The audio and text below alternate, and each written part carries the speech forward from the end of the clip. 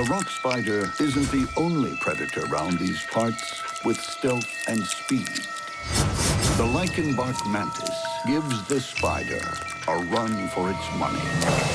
During the day, it hunts facing down on trees, and it holds itself very close to the bark.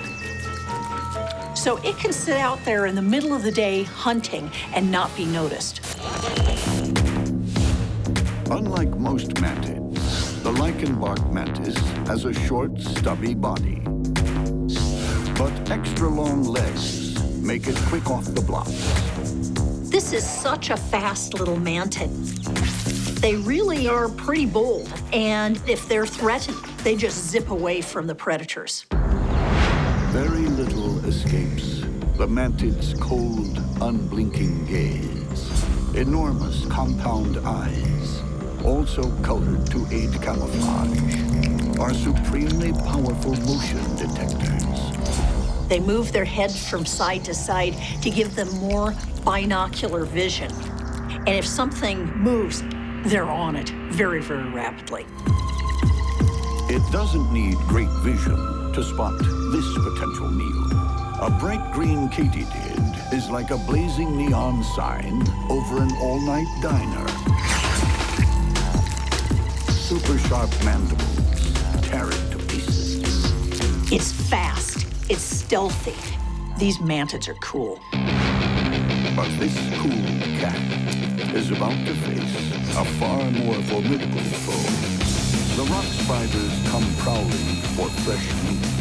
What happens when these two speedy stealth fighters duel to the death? They're both very capable ambush hunters, and they're both just waiting to pull the trigger when they detect the slightest sign that the other is about to spring into motion. Midnight in the forest. Two shapeshifters face off. A rock spider turned tree climber is on a quest to kill. Waiting for it, a Lichenbark Mantis. The rock spider relies on large fangs and lethal venom. The Lichenbark Mantis has spiked arms and razor-sharp mandibles. Which monster will survive to see the dawn?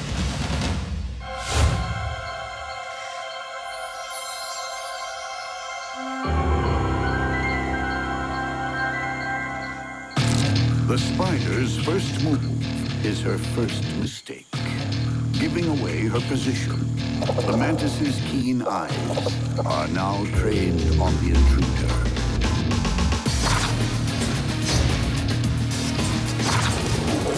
The mantis makes a series of lightning-fast lunges. The spider evades.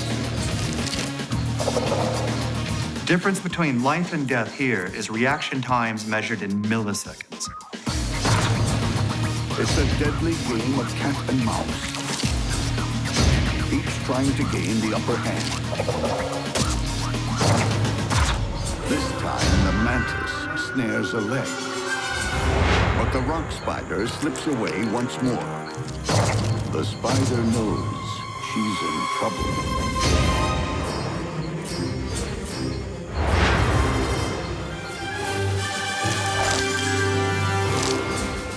The mantis pounces.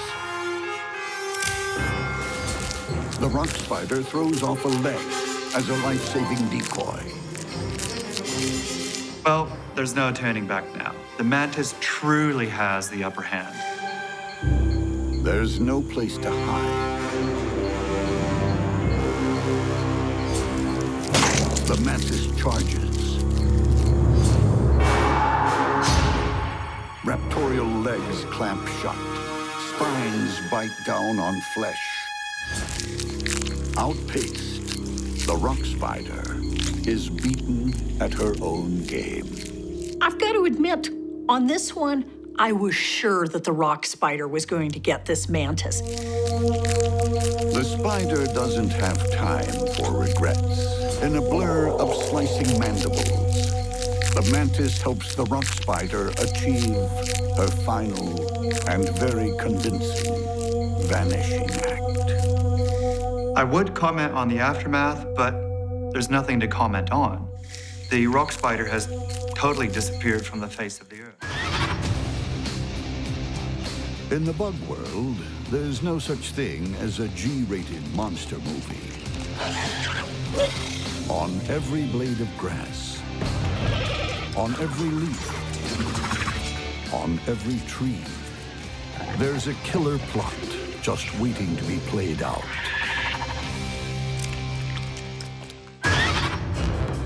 When a balloon-winged Katydid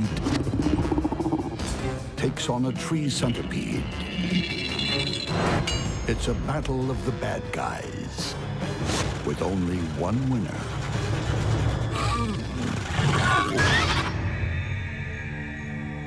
At first glance, it looks like a green leaf, swaying harmlessly in the breeze. But there's nothing harmless about the balloon-winged Katydid.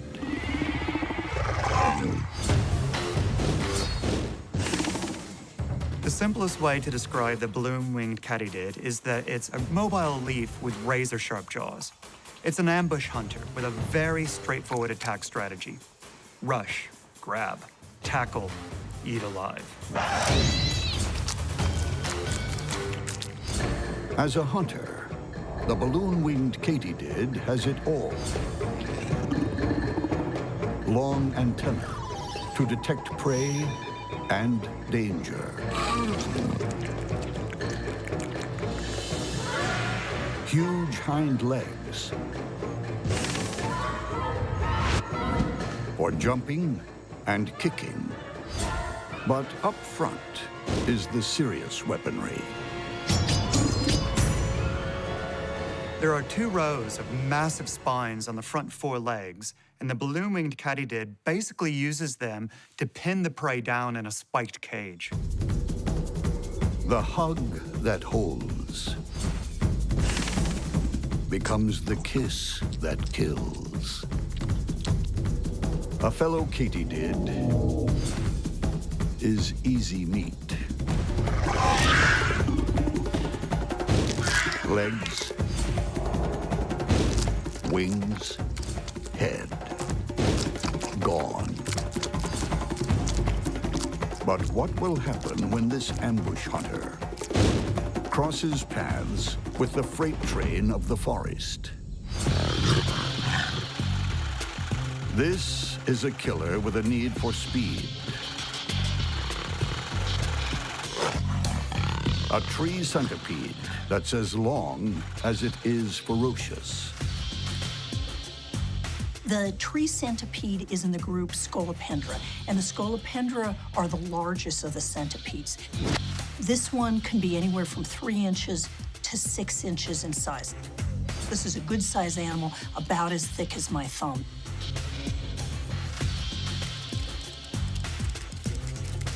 The tree centipede has 21 pairs of pointy legs to grip any surface and any prey.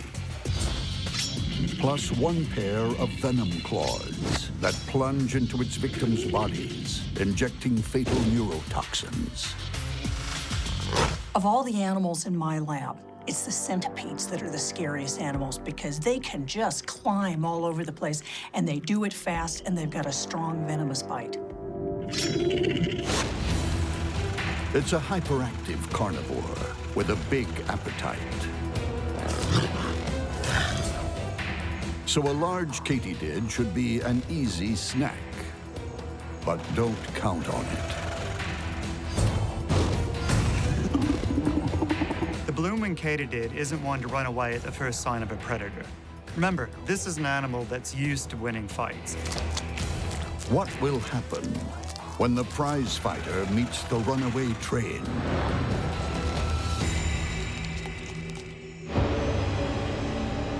Of all the bugs in this habitat, these are 2 of the baddest. A lot of Katydid species are herbivores or omnivores, but this species specializes in eating other living animals. He'll have a go at anything his own size. A centipede is really not an animal that any other arthropod wants to encounter. Heck, it's an animal that a whole lot of vertebrates wouldn't want to encounter. Tonight, the balloon-winged Katydid is out looking for dinner. So is the Tree Centipede. And it's picked up a Katydid's chemical signal.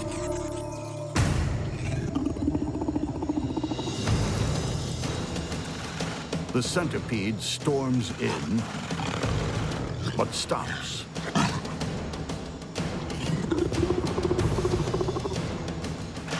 The Katydid backs off. It's all the hesitation the Tree Centipede needs. If it's a large prey item, they will literally wrap around. Their back end is capable of holding on to the prey, so they're both wrapping and grabbing with front and back end. Powerful animal. With one trademark blow from its venom claws, the centipede delivers the knockout. The tree centipede is venomous enough that it has a big effect on essentially anything that it bites, everything from invertebrates to vertebrates. It's a strong, potent venom. The Katydid is alive, but helpless. Its savage mandibles and spiky legs are useless. The centipede's powerful jaws now go to work. Ripping, tearing, feeding. Centipedes are voracious predators. By the time she's finished with this Katydid, there's nothing left. In Hollywood, the underdog often wins. But when Mother Nature's writing the script, there's usually a sting in the tail.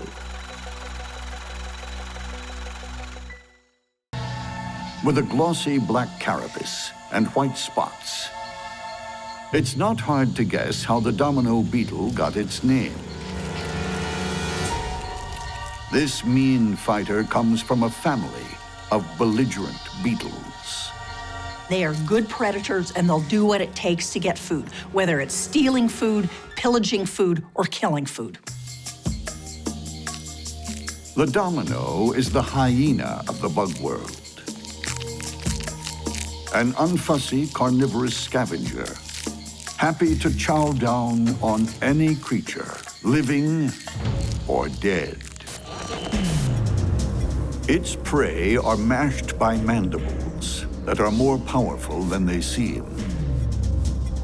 Although his mandibles are relatively small, they're general purpose, and they pack a much stronger punch than they look like they do. Should an attacker persist, then it's all-out chemical warfare. When threatened, the domino sprays a noxious secretion. It's a combination of formic acid, which burns, and hydrocarbons that are really stinky, so he just smells really bad. The Domino Beetle is also fast and fidgety, unable to stand still. But that sometimes lands him in trouble when he finds himself near a potential foe. The crimson-legged assassin bug is a mortal enemy. With its chunky red legs, ungainly body, and elephantine proboscis, this bug is, let's face it, no oil painting. There are some researchers at Arizona State University who hold an annual event called the Ugly Bug Contest. One year, it was won by an assassin bug. This mean guy likes to win ugly too. Massive forelegs, like baseball bats, club prey into submission. And that huge proboscis injects toxic saliva that kills almost instantly. And at all times, those bulbous compound eyes are on the lookout. Though the Domino Beetle doesn't know it, it's wandered into danger. What happens when the hyena clashes with the hitman? Even though the assassin bug is the only dedicated predator in this chance meeting, the Domino Beetle still knows how to fight and his mandibles are quite hardcore, so anything could happen. Amid the rainforest flowers, a battle is about to begin. A carnivorous Domino Beetle, scavenging for food, wanders into danger. A ravenous crimson-legged assassin bug on the hunt has an appetite for fresh beetle. The Domino Beetle has crushing mandibles, tough armor, and a noxious chemical spray. The assassin bug has club-like legs and a harpoon proboscis that injects lethal toxins. Which combatant will survive?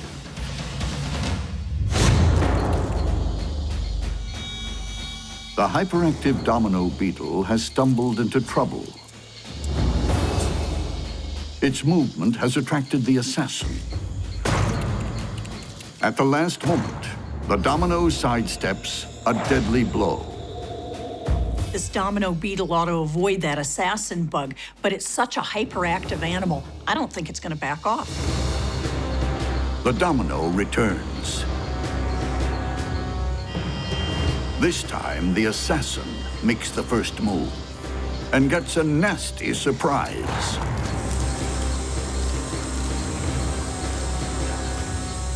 A burning, stinking chemical cloud sends it reeling. That's like being sprayed right in the face with a can of mace. It's gotta hurt. But it doesn't mean that he's given up on turning that beetle into lunch. The beetle's bought itself a little time. But the effects of the noxious spray soon wear off. The assassin bug launches a ferocious attack. This time, there'll be no chemical counterstrike. In the blink of an eye, the Domino falls. Once this beetle has been injected with the highly toxic saliva of the assassin bug, it doesn't have a chance to respond. It's all over for this beetle. It hasn't been the easiest hit, but at last the victor can relax. The assassin's work is done, and the hyperactive Domino has made its last move. It's a case of now you see it, now you die. With her wicked spikes and splashy war paint, the Spiny Spider is one prickly customer. These spines are really effective. If you touch them, they're really hard and sharp. These are tough, strong little spiders. At her rear, enormous twin spikes, black-tipped and hardened, form a vicious V shape. On her back, multiple spikes sprout like devil's horns. For a web dweller, they're the perfect defensive weapons for warding off aerial attackers. Imagine if you're a bird and you go in, you attack a spider, grab it, and the spines hit the roof of your mouth. This is an anti-predator defense against birds and other mammals with soft palates. The Spiny Spider is an orb weaver who stays at home to hunt in a circular web just a few feet off the ground.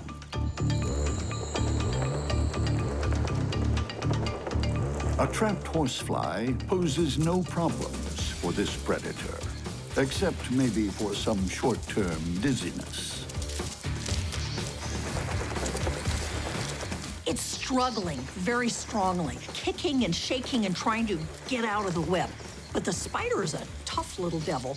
And what she does is she'll dart in, bite it, and start wrapping the prey up. Large chelicerae and fangs don't just inject venom. They're serious weapons, able to crush and mangle.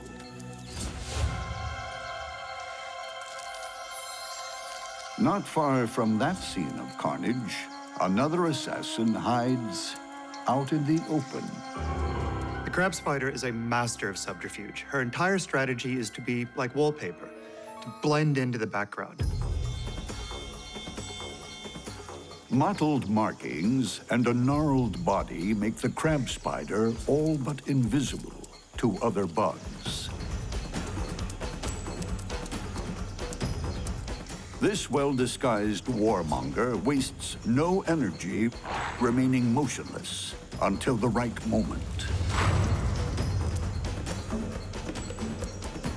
That's a classic crab spider ambush, just sitting motionless, not moving a muscle, until the prey is in range and then grabbing in the one and only movement. The crab spider and her spiky neighbor might never cross paths.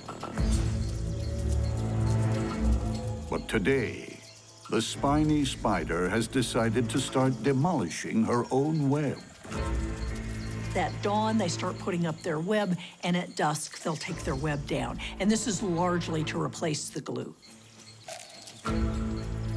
The unwanted web won't go to waste. She devours it, strand by silken strand.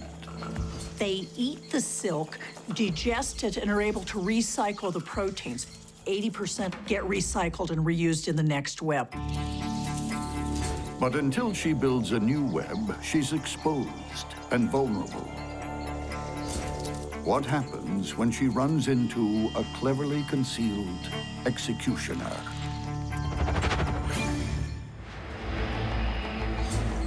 In the undergrowth, a spiny spider searches for a suitable spot to build a new web, unaware that a crab spider is waiting on a chance to strike.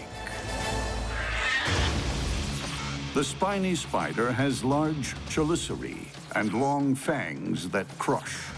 The crab spider has powerful front legs for grabbing prey and fangs for dispensing lethal venom. Which spider will reign supreme?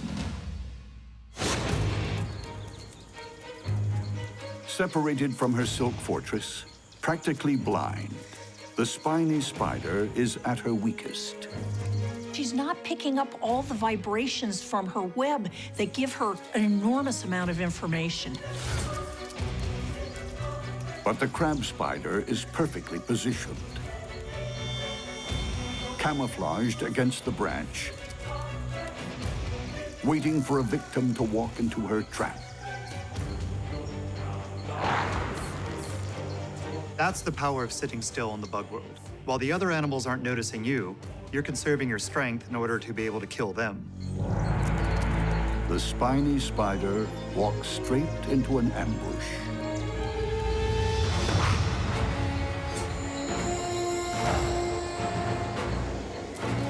This crab spider is the master of the ultimate fighting leg lock, and the spiny spider certainly has plenty for her to grab onto. The crab spider's muscular forelegs wrap around those huge rear spikes. The spiny spider struggles to break free as her enemy probes for a kill shot. Her exoskeleton is really very hard and hard to break through. She isn't easy to bite in the right place. Finally, the tiny daggers puncture the outer shell. Venom starts to flow. At the other end, the spiny spider's own fangs, normally such vicious and effective weapons, stab blindly. The crab spider's venom normally takes prey down reasonably quickly, but the spiny spider is certainly hanging on much longer than usual. The crab spider, however, is more than strong enough to keep a hold until it pumps enough venom in to kill the spiny spider. If she'd been in her web, She could have taken down that crab spider, but outside of her web, she was really in a bad situation. Even before the spiny spider succumbs, her attacker starts to feast. Slowly, methodically, the spiny spider has the life sucked out of her. It's a clash of the titans.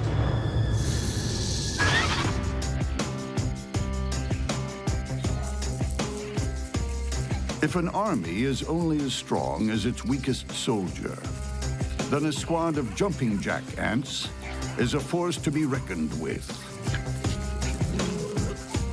Small in size, big on attitude. They're tough and powerful from head to tail. Even though these are small ants, they are really fierce ants.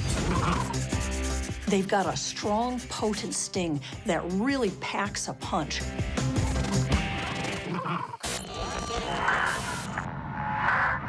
Barely 1/3 of an inch long, jumping jack ants fight well above their weight and deliver a mean punch from both ends. At the front, large serrated mandibles that bite, grip, and slash. These mandibles can pack a nasty bite, but this is nothing compared to the sting that they have at the back end that is capable of injecting a truly nasty venom that can incapacitate or kill prey very quickly. With a stinger on the end of its extraordinarily agile tail, the jumping jack can deliver toxic proteins in repeated stings. Powerful enough to induce fatal allergic reactions in humans. The venom is usually reserved for smaller prey, like cockroaches, march flies, and grasshoppers. You would think that these ants are going out and capturing prey for themselves. That isn't so. Actually, these jumping jack ants live on nectar, a little bit of sugar water. Primarily, they're bringing back the prey to feed the developing ant larvae that need meat in order to grow. The larvae are hidden away in nests built with soil. Nests are often constructed under rocks or tree roots. Away from the nest, a jumping jack ant forages alone. Its never-ending job is to bring home the bacon, no matter how cumbersome.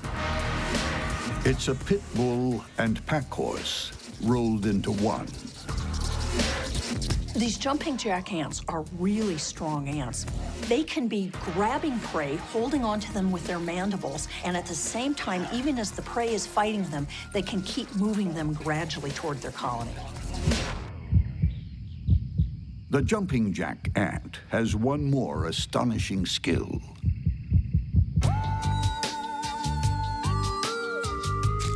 Like a super action hero, it leaps tall branches in a single bound.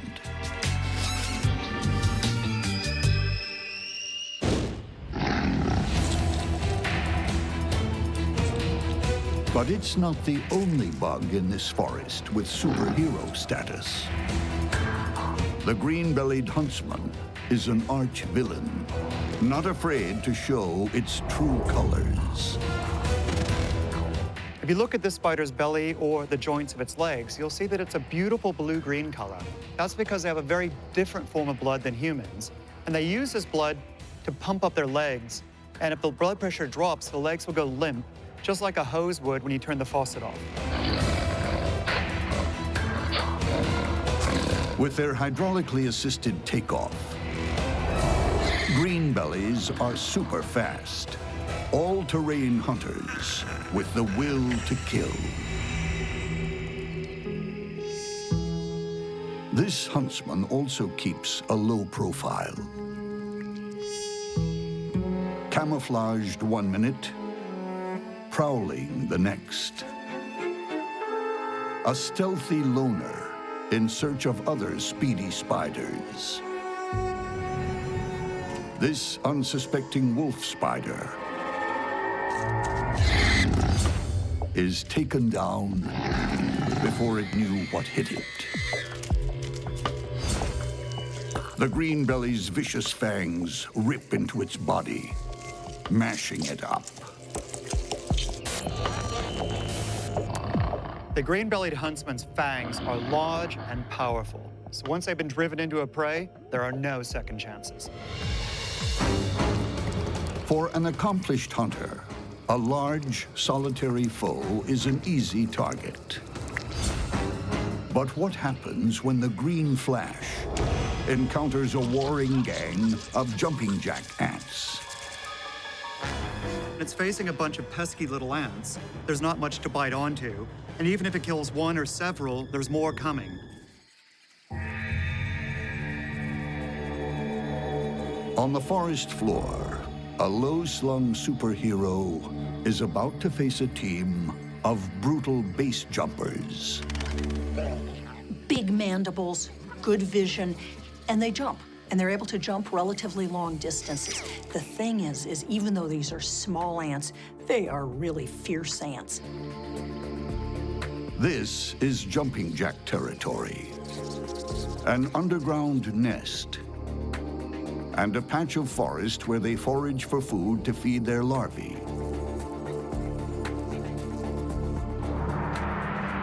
The green-bellied huntsman is hungry too, and it's waiting for a kill. But it's been spotted by a lone jumping jack ant. It launches at the interloper. The green flash grabs it and sinks in its fangs. But the jumping jack gets in a well-timed sting.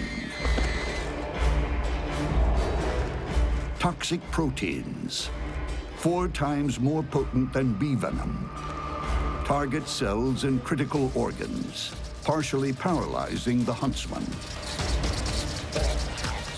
Worse still, the alarm has been sounded back at the colony.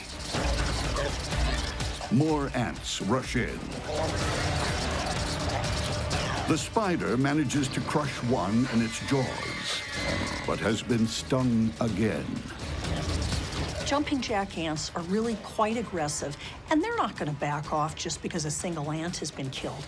This is ant behavior. Once they start attacking, they keep going. The ants work as a team, creating a diversion up front,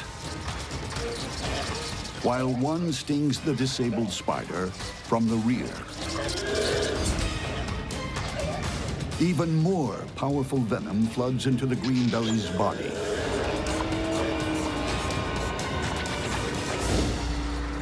As toxins begin destroying the spider's internal organs, the once pumped up and powerful legs dangle uselessly. Still, the jumping jacks attack. Mandibles slash the spider. A blister of green blood swells from a gash in the abdomen.